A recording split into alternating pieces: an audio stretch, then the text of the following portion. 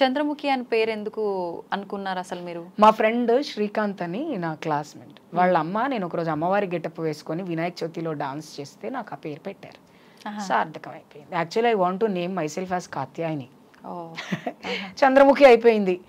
But I love my name. It's a very rebel, దాంట్లో ఒక బాధ్యత కూడినటువంటి పేరు నాది చంద్రముఖి అంటే. చాలా మంది అంటారు చంద్రముఖి అంటారు, నీకు ఆ పేరు, నీకు అదే పేరు సెట్. అండ్ మా దాంట్లో ఒకరికి పెట్టిన పేరు ఇంకొకరికి పెట్టరు కమ్యూనిటీలో. నా పేరు ఎవరికి ఉండదు, నేను చచ్చిపోయినా కూడా. అమ్మ పెద్దావిడ పేరు పెట్టుకోవద్దా పేరు అని చెప్తారు. ఇప్పుడు మేము కూడా మా పాత వాళ్ళ పేర్లు ఎవరికి పెట్టుకోం. So this will be unique name. ఇంకా ఈ చంద్రముఖి అంటే తెలంగాణలో నేను ఒకదాన్ని. నన్ను అడిగితే నాకు తెలిసి వేరే స్టేట్స్లో కూడా లేరు. చంద్రకళ అట్లా ఉన్నారు, చంద్ర ఉన్నారు, కానీ చంద్రముఖి అన్న పేరు మాత్రం నాది. And I love my name also. It's somewhere different vibe వస్తుంది నా పేరు ఎక్కడే వినపడ్డా. అందరికీ డెవిల్ లాగా కనిపిస్తాను కదా. మనం అంటే ఒక జన్మ తీసుకోవడం అనేది సృష్టి ధర్మం. అది భగవంతుడు ఎవరిని ఎలా సృష్టించాలనేది ఆయన డిసైడ్ అయిపోయి భూమి మీదకి వదిలేస్తాడు మనని. అట్లాంటిది మీరు సృష్టికి విరుద్ధం అనే చెప్పాలి, ఇలా చేయటం అనే వాళ్ళకి మీరు ఏం చెప్తారు? సృష్టికి విరుద్ధం అనుకున్నప్పుడు మేము ఏలియన్స్ అన్నా అయి ఉండాలి. ఇక్కడ పుట్టాము, అమ్మ నాన్నకు అందరిలాగే మేము కూడా పుట్టాం. నేను పుట్టినప్పుడు మా నాన్న కూడా నా కొడుకు పుట్టాడు. మేము ఇద్దరం ట్విన్స్ పుట్టాం మా మమ్మీకి. తను లేరు ఇప్పుడు, తను పాస్ట్. ట్విన్స్ పుట్టాము. మా నాన్నగారు నాకు పేరు పెట్టినప్పుడు ఊరంతా పందిరేసి దావత్ చేశాడు. నేను ఇలా అవుతానని మా నాన్న అనుకోలేదు కదా. లేదు, మా నాన్న అనుకోలేదు, ఎవరు అనుకోలేదు. భగవంతుడు అనుకున్నాడు కాబట్టే నేను ఆడపిల్లలాగా నన్ను నేను ఊహించుకున్నాను. తలరాత అనేది భగవంతుడే రాస్తాడు. నేను ఆడపిల్ల అవ్వాలనేది భగవంతుడి ఇచ్చ. ఈ జన్మ అంతా ఎంతో పుణ్యం చేసుకుంటే గానీ హిజ్రాల్గా పుట్టరు. మీరు ఎప్పుడైనా హిస్టారికల్గా చదవండి. Hijras are very close to God. They are very spiritual. ఈ జనరేషన్ మారుతూ పతివ్రత మాట అనేది ఎలాగైతే కనుమరుగైపోయిందో, హిజ్రాలకు ఉన్న స్పిరిచువాలిటీ కూడా కరువైపోయింది, కనుమరుగైపోయింది. But hijras are very spiritual, they are very close to god. And అన్ని యుగాల్లో దేవతలు స్వయంగా మాట్లాడినటువంటి ఒక కమ్యూనిటీ మాది. కాబట్టి ఇది ఎంతో పుణ్యం చేసుకుంటేనే నేను ఇలా ఉన్నాను అనుకుంటాను నేను. అండ్ వాళ్ళకు ఒకటే చెప్తా, దేవుడు కర్మానుసారే భక్తుల్ని ఎవరినైతే ఎల్లప్పుడు అందరికీ డబ్బు ఉంటే మరి దేవుడు అందరికీ డబ్బు ఇస్తే ఉద్యోగం చేసే వాళ్ళు ఎవరు ఉండరు, అవునా?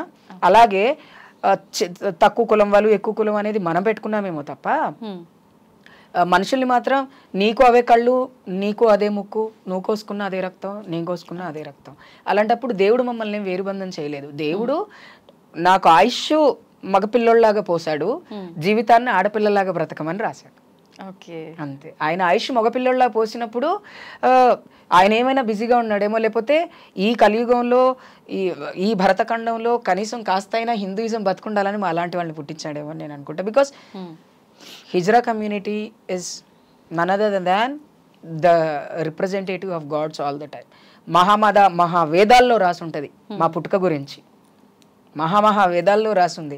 ఇప్పుడు వేదాలు చదవట్లేదు, ఎంతసేపు వాట్సాప్లో మెసేజ్లు చదువుకుంటున్నారు కాబట్టి ఆ వేదం గురించి జనానికి తెలియదు. వేదాల్లో ఎంతో చక్కగా రాసి ఉంటుంది. అట్లా చదువుకి చాలా ఇంపార్టెన్స్ ఇస్తారు మీరు. ఇందాక మీ మాటలోనే అర్థమైంది. చదువుకున్న తర్వాతే నేను ఎలా అవ్వాలనుకున్నానో అలా అవ్వాలి అని కూడా అన్నారు. అసలు ఏం చదువుకున్నారు మీరు? నేను బీకామ్ కంప్యూటర్స్ అయిపోయిన తర్వాత ఎంఎస్డబ్ల్యూ చేశాను. హైదరాబాద్లోనే చదువుకున్నాను నేను.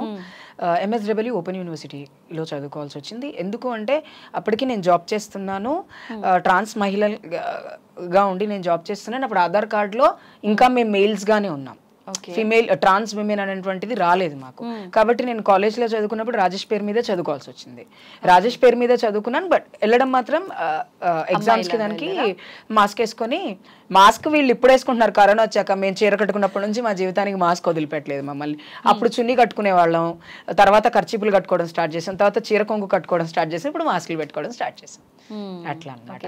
అండ్ ఈ చదువులో అందరూ చదువుకునే అవకాశం ఎందుకు కుదరదు అంటే టీచర్స్కి మన గురించి తెలియదు, ఈ జెండర్ గురించి తెలియదు. జెండర్ నాన్ కన్ఫర్మ్డ్ చిల్డ్రన్ అంటారు వాళ్ళని. అంటే వాళ్ళ జెండర్ ఏంటో వాళ్ళు ఇంకా గుర్తించుకోలేకపోయారు. అలాంటి పిల్లలకి స్కూల్లో ఉంచి టీసీ ఇచ్చి పంపించేయడం, తల్లిదండ్రులు ఇంట్లోంచి గెంటేయడం, ఫ్యామిలీ సపోర్ట్ లేకపోవడం వల్ల బ్యాక్లాగ్ అయిపోతారు. చదువు అందరూ ఎందుకు చదువుకోలేకపోతున్నారు ట్రాన్స్ కమ్యూనిటీ వాళ్ళు అంటే మానసిక స్థితిని ఇంకా దెబ్బతీయటం వల్ల. వాళ్ళ ఇప్పుడు ఊరిక రోజు వీడు చెక్కగాడు అంటుంటే వినబుద్ధి కాదు, భయం వేసిద్ది. స్కూల్కి వెళ్ళాలంటే వాడంటే ఆ భయం వల్ల స్కూల్ స్కూల్కి వెళ్ళరు. కొంతమంది ఇంట్లో స్కూల్కి వెళ్తున్నామని చెప్పి ఏ బ్రిడ్జిల కింద కూర్చొని ఇంటికి వస్తారు సాయంత్రానికి.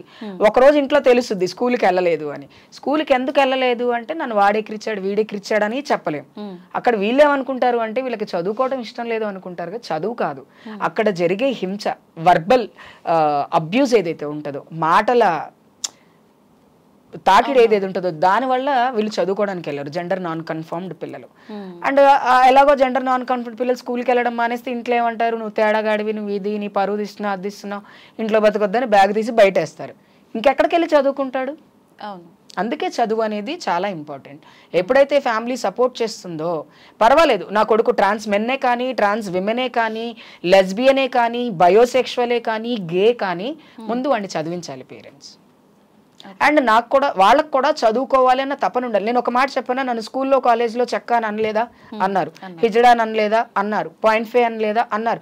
ఇన్ని అన్నా నేను ఎందుకు చదువుకున్నాను అంటే అవన్నిటిని ఫస్ట్ పక్కన పెట్టా అంటున్నారు. అలవాటైపోయింది, బాధపడటం అలవాటైపోయింది, అలవాటైపోయింది. దాన్ని అలవాటు చేసుకోవాలి తప్ప దాన్ని ప్రతిఘటించడం స్టార్ట్ చేసినప్పుడు ఎక్కువ బాధపడతాం.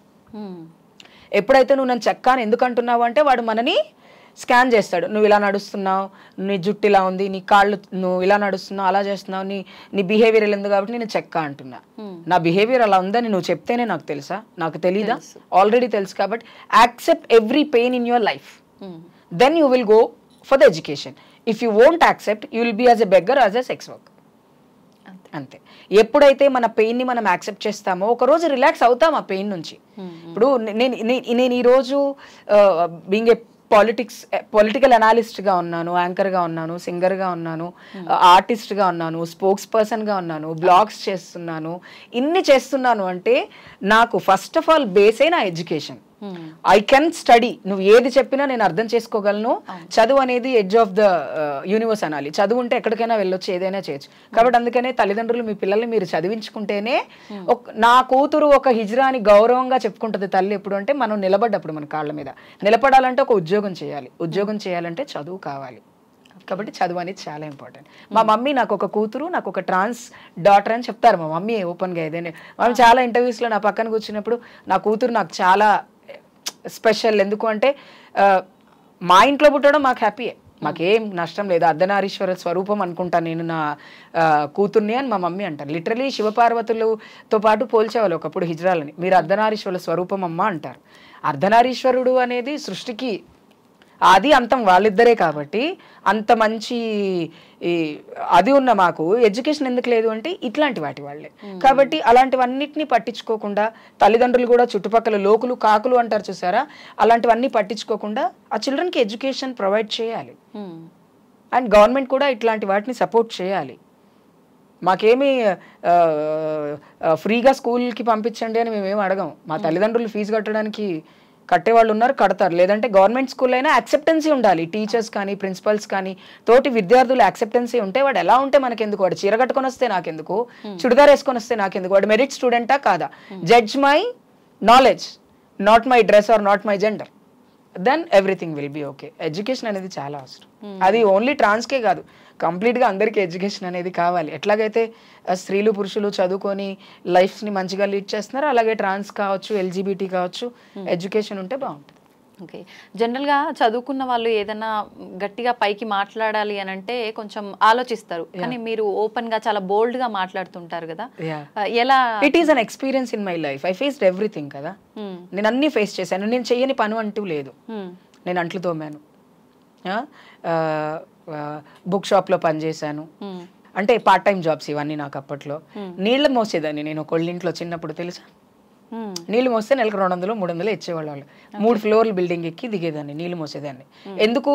డబ్బు సంపాదించడం కోసం కాదు, ఖాళీగా ఉన్నాము ఏదైనా చేస్తే 4 రూపాయలు వస్తాయని. కష్టపడే తత్వం ఉన్న వాళ్ళు ఎవరైనా సరే ఓపెన్ గానే మాట్లాడతారు. Even if it is a sex work also, it is a work. My body is my asset. నా బాడీ అసర్ట్. నాకు సూపర్ మార్కెట్ ఓపెన్ చేసుకోవడానికి 5-10 లక్షలు లేవు. రోడ్డు మీద నిలబడితే కనీసం 1000 రూపాయలు సంపాదించుకోవడానికి నా శరీరం నాకు సహకరిస్తుందా లేదా అనేదే నాకు ఇంపార్టెంట్. సో చదువుకున్న వాళ్ళు ఎప్పుడు డిప్లొమాటిక్ గా మాట్లాడకూడదు. ఈ బాగా చదువుకున్న వాళ్ళు ఏంటంటే మనం ఏదైనా మాట్లాడితే వేరే వాళ్ళు నొచ్చుకుంటారేమో, వాళ్ళు నొచ్చుకున్నా పర్లేదు, ఇది ఒక ఇన్ఫర్మేషన్ ముందుకెళ్ళాలి అనేటువంటి ఒక ఆలోచనతో నేను మాట్లాడతాను. ఓకే. ఇంకొక చిన్న డౌట్, ట్రాన్స్ ఉమెన్స్ కి పీరియడ్స్ వస్తాయా? పీరియడ్స్ రావు, కొంతమందికి వస్తాయి. లైక్ ఇంటర్సెక్స్ పీపుల్స్ అందరికీ కూడా వాళ్ళకి యూట్రస్ ఉంటుంది బాడీలో, కాబట్టి కొంతమంది తీయించేసుకుంటారు, కొంతమంది తీయించుకోరు, due to based on their life cycling మీద ఆధారపడి ఉంటుంది కాబట్టి. But they bleed, every trans women will bleed when they don't know when they bleed, అంతే. కొంతమందికి నెలలో 2 సార్లు బ్లీడ్ అవ్వచ్చు due to the internal intestine problems. ఎందుకంటే సర్జరీ ఇప్పుడు డిఫరెంట్, ఆ సర్జరీకి సంబంధించిన కాంప్లికేషన్స్లో బ్లీడింగ్ అనేది ఒక కాంప్లికేషన్ ఉంటుంది, ఎప్పుడు ఉంటుంది. డాక్టర్స్ చెప్తారు అప్పుడప్పుడు బ్లీడ్ అయినప్పుడు ఈ టాబ్లెట్లు వేసుకోవాలి, వేసుకోవాలి చెప్తారు. We use to bleed lot of times, but it's not consider as a period. But some may get periods also. It's based on our body and మన బర్త్ అప్పుడు మనకున్న ఇంటెస్టైన్స్ని బట్టి, మనకున్న బాడీలో ఉన్నటువంటి కాంప్లికేషన్స్ని బట్టి బ్లీడ్ అవుతారు. అండ్ పీరియడ్స్ కూడా అవుతారు, నాన్ బ్లీడ్ కూడా అవుతారు. పీరియడ్స్ పెయిన్ ఎలా ఉంటుందో బ్లీడ్ పెయిన్ కూడా అలాగే ఉంటుంది కదా. అబ్డామిన్లోనే పెయిన్ వస్తుంది ఎవరికైనా బ్లీడ్ అయినప్పుడు, బికాజ్ అక్కడే మనకి ఉన్న పార్ట్ అక్కడే ఉంటుంది కాబట్టి అక్కడే బ్లీడ్ వస్తుంది, అక్కడ నుంచి పెయిన్ వస్తుంది. పెయిన్ మాత్రం కంపేర్ చేసుకుంటే ఒకటేలాగా ఉంటుంది, బ్లీడింగ్ సిస్టమ్ డిఫరెంట్గా ఉండే అవకాశం ఉంది. అంతే. మీకు ముందే తెలుసా అంటే ఆపరేషన్కి బిఫోర్ ఇన్ని కాంప్లికేషన్స్ ఉంటాయి? తెలీదు, నాకైతే తెలీదు చేయించుకునే ముందు వరకు. చేయించుకున్న తర్వాతే తెలిసింది. తెలిసిన తర్వాత ఏం చేస్తాం అంటే చేయించుకోవాలి ఖచ్చితంగా అనుకున్నాం కాబట్టి చేయించుకున్నాం. ఇప్పుడు ఎవరికైనా కాంప్లికేషన్స్, కొన్ని సర్జరీస్, కొంతమంది బాడీకి అసలు కాంప్లికేషన్స్ రావు, ఏంది నువ్వు ఇన్ని సంవత్సరాలు ఇంత బాగున్నావు, నీకు అసలు ఎప్పుడు ఏ ప్రాబ్లం రాదేంటి అని అనుకుంటుంటాం. కొంతమంది ఏంది నీకు ఎప్పుడు ఏదో ఒక ప్రాబ్లం, కూసుటే లేవవు, లేస్తే కూసోవు, ఇట్లా వస్తూ ఉంటాయి అనమాట. కాంప్లికేషన్స్, హెల్త్ ఇష్యూస్ వస్తానే ఉంటాయి కామన్గా. చాలా ఖర్చుతో కూడుకున్న సర్జరీ. అవునండి, చాలా ఖర్చుతో కూడుకున్న సర్జరీ. ఈ సర్జరీ కోసమే చాలా కష్టపడతాం, పగలు రాత్రి లేకుండా కష్టపడతాం ఈ సర్జరీ డబ్బుల కోసం. డబ్బులు ఎవరిస్తారు? డబ్బులు ఎవరికి ఊరికే రావు కదా, ఎవరు. ఇప్పుడు మన దగ్గర 10 రూపాయలు ఉంటే ఎవరైనా 10 రూపాయలు సపోర్ట్ చేస్తారు కానీ కంప్లీట్గా డబ్బులు సపోర్ట్ చేయరు. ఒకప్పుడు కమ్యూనిటీలో నా టైంలో ఎలా ఉండేదంటే, నేను చేపిస్తాను నాన్న నీకు, నువ్వు మెల్లిగా కొన్ని సంపాదించి నాకు ఇవ్వు అని తీసుకునేవాళ్ళం. ఇప్పుడు కోసం అది తగ్గింది, ఎందుకంటే స్వార్థం పెరిగింది కాబట్టి, డబ్బు విషయంలో చేయించుకుని డబ్బులు ఎగ్గొట్టే వాళ్ళు ఎక్కువైపోయారు కాబట్టి. బట్ నాకు మాత్రం సపోర్ట్ చేసిన వాళ్ళు ఉన్నారు, నేను కష్టపడి సంపాదించుకున్నాను. కానీ మనం కష్టపడిన డబ్బులతో మనం సర్జరీ చేయించుకుంటేనే బాగుంటాం. ఓకే. లాస్ట్ అండ్ ఫైనల్గా ఒక క్వశ్చన్. చాలా మంది ఆడవాళ్ళు మేము ఈక్వలే, వాళ్ళతో సమానంగా మమ్మల్ని చూడండి అనే వాళ్ళు కూడా ఉన్నారు. అలాంటి వాళ్ళకి మీరు ఏం చెప్తారు? నిజంగా ఎలా ఈక్వల్ గా సమానం అయితే మనం విమెన్ అనుకోవాలి కదా, ట్రాన్స్ విమెన్ అని ఎందుకు అనుకుంటున్నాం? ఇప్పుడు అందరిలాగే మనము పుట్టాము, మనం మనుషులము. We are also humans in the society. I respect me as a human, whatever the men women, it doesn't matters me. హ్యూమన్గా ఒక మనిషిగా నన్ను గుర్తించండి చాలు. ఆడవాళ్ళలాగే గుర్తించండి అంటే it's based on their opinions. But I say I'm a trans women, trans మహిళను. నన్ను మహిళ అంటే ప్రభుత్వం ఎలా తీసుకుంటుంది? నన్ను బయాలజికల్గా డాక్టర్స్ ఎలా తీసుకుంటారు? సొసైటీలో చాలా రకాల విలువలు ఉంటాయి, అన్నిటికీ మనం మ్యాచ్ అవ్వం. ట్రాన్స్ విమెన్ గానే మ్యాచ్ అవుతాం. విమెన్ గా బతకాలి అనుకున్నప్పుడు పెళ్లి చేసుకుంటే, అబ్బాయిని పెళ్లి చేసుకుంటే వాళ్ళు ఏమంటారు? కన్సీవ్ ఎందుకు అవ్వలేదు అని అడుగుతారు. ఎందుకు అవ్వలేదంటే నేను ట్రాన్స్ విమెన్ అని అప్పుడు చెప్పాల్సి వచ్చింది. అవునా? చిన్న లాజిక్గా తీసుకుంటే, మనం అందంగా ఉన్నాము, నేను ఆడపిల్ల కంటే అందంగా ఉన్నాను, నాకేం తక్కువ అనుకోవటంలో తప్పు లేదు, కానీ ఆడవాళ్ళు మనం సమానం అనుకోవటంలో తప్పు నేను అనుకుంటాను. సో ఆమె ట్రాన్స్ విమెన్, నేను ఒక హిజ్రాని. నా అస్తిత్వాన్ని నేను కాపాడుకోవాలనుకున్నప్పుడు, నా కమ్యూనిటీని నేను కాపాడుకోవాలనుకున్నప్పుడు, నా కమ్యూనిటీ ఇంకా మంచి పొజిషన్లో ఉండడం కోసం నేను మాట్లాడాలి అనుకున్నప్పుడు, నేను ఖచ్చితంగా ఒక హిజ్రానే. మా సంస్కృతి సాంప్రదాయాలు అన్నిటినీ పాటిస్తున్నాను కాబట్టి నేను ఏ రోజు ఆడపిల్లని కాదు. అద్దం ముందు నేను ఆడపిల్లనే, కానీ సొసైటీకి మాత్రం నేను ఎప్పుడు ఒక హిజ్రానే. So this is the culture. కల్చర్ని పాటించే వాళ్ళు ఎవరైనా సరే కల్చర్ని రెస్పెక్ట్ చేయాలి. కల్చర్ అనేది ఇక్కడ పెట్టుకోవాలి, ఇక్కడ కాదు, ఇక్కడ పెట్టుకోవాలి.